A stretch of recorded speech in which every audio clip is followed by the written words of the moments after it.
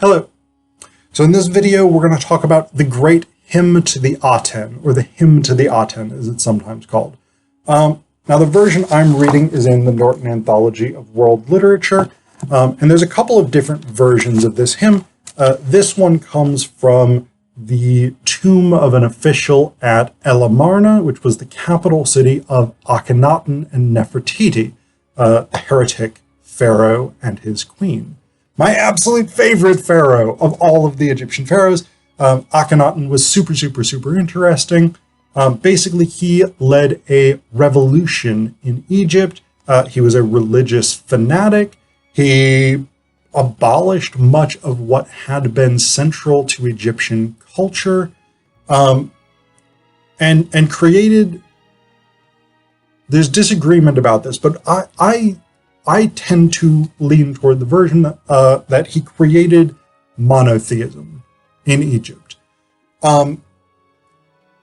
There's some people who argue that he didn't actually sort of abolish the other gods of the Egyptian pantheon. He just sort of said, we're not going to worry about them.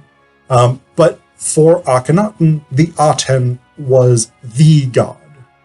Sometimes, again, I tend to think for Akhenaten, the Aten was the only god, but there's disagreement about that. But anyway, so Akhenaten had started out his reign as Amenhotep IV, after his father Amenhotep III. But when he comes to this sort of revelation that the Aten is the only deity, he abandons the name Amenhotep, which means Amun is satisfied, and he takes on the name Akhenaten, which means he who is effective for Aten. It's not clear who wrote the Great Hymn to the Aten. I think there was an older idea that Akhenaten wrote it himself. That's probably not true. It's more likely that this was written for him, probably at his direction. But the Great Hymn to the Aten is really interesting because, again, it's probably the earliest expression of a kind of monotheistic ideology in recorded world history. It's a fairly lengthy hymn to be carved on a tomb door, but then the Egyptians carved lots of stuff on their tombs all the time. One of the things that it does is explicitly links Akhenaten and Nefertiti to the Aten, so to the power of this one god. Incidentally, the Aten, I think I didn't say this explicitly, the Aten is the sun disk. And there's disagreement exactly about what the Aten means, whether this was a sort of sun god, whether this was the actual physical sun itself, or exactly what it was. There seems to be conflicting iconography, there seems to be conflicting elements in the very limited historical sources, because after Akhenaten's death, the capital of Elamarna was abandoned and the Egyptian court moved back to the previous capital, and basically all records of Akhenaten were largely destroyed. But the Great Hymn to the Aten does explicitly link Akhenaten and Nefertiti to the Aten. So it starts out here. We've got this sort of prose bit at the beginning before we get to the proper verse. And the prose bit says, adoration of Re Harakti, who rejoices in Lightland, in his name Shu, who is Aten, living forever, the great living Aten, who is in Jubilee, the Lord of all the distant circles, Lord of sky, Lord of earth, Lord of the house of Aten in Akhet Aten, which was another name. Actually, that was the original name for Elamarna, and of the king of Upper and Lower Egypt, who lives by Mot, the Lord of the two lands.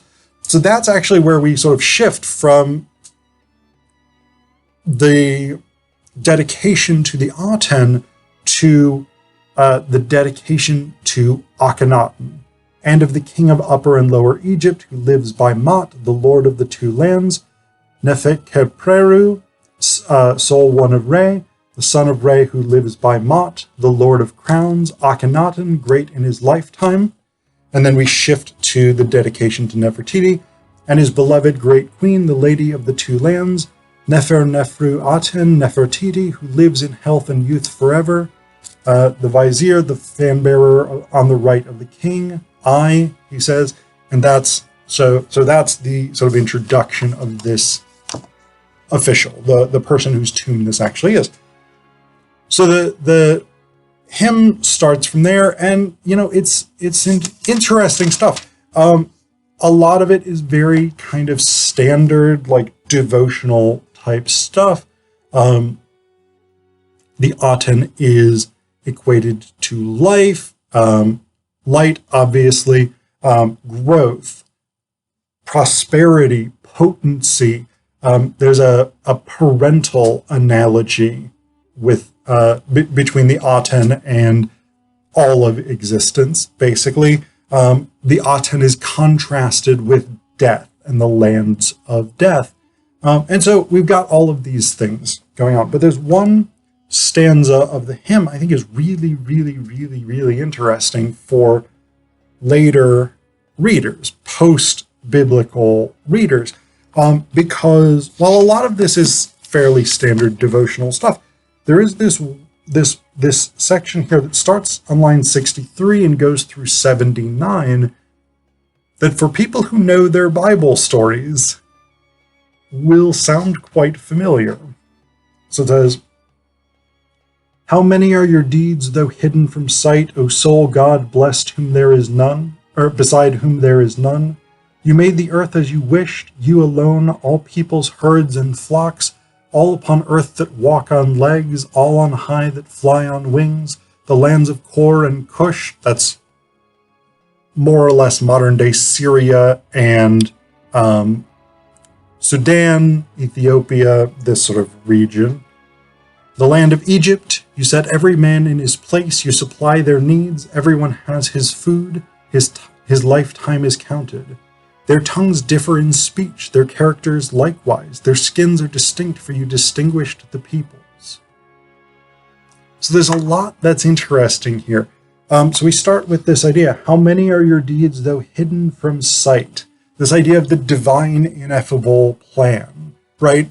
Religious people, Christians, Jews, Muslims, people in the Abrahamic tradition are very, very fond of this idea that God has a plan. When bad things in the world happen, it is because God has some sort of plan. This idea of the divine, ineffable plan is sort of foundational to a lot of theological thought. We also have attributed to the Aten sole creative power, the ability to create the world. You made the earth as you wished, you alone, all peoples, herds, and flock, all upon earth that walks on legs, all on high that fly on wings. So we've got this sort of biblical Genesis type creation story in which the Aten has created everything as it currently exists. The lands of Kor and Cush, the land of Egypt, the creation of the nations, which again biblically is also attributed to Yahweh or the Christian God or Allah in the Quran. You set every man in his place, you supply his needs, everyone has his food, his lifetime is counted. Again, this idea of creating humanity, making in the sort of philosophy or the theology of someone like Gerard Winstanley, this passage is incredibly important, but the biblical passage that the earth is made a common treasury, this idea that the Aten supplies humanity's needs, all this stuff. And then their tongues differ in speech, their characters likewise, their skins are distinct, for you distinguished the people. The Tower of Babel story, right? This idea of creating different languages as a punishment for hubris in the Bible. Here it's simply the Aten wanted there to be different types of people, different types of language. So again, this is really, really interesting. And this is part of the reason why Freud, in his book Moses and Monotheism, which is not reliable history, incidentally, but Freud had this idea that Moses might have been a follower of Akhenaten, and that the idea of monotheism that becomes Judaism might have been drawn from the ideas of Akhenaten. There's also some people who argue that Akhenaten might have been inspired by Moses. It depends on what the historical timeline is, if Moses was even a historical figure, and there's debate about that as well. But I'm not going to get into that issue. But basically, the long and the short of it is that we have in the hymn to the Aten these themes and these ideas that are really significant to later Jewish, Christian, and Islamic traditions.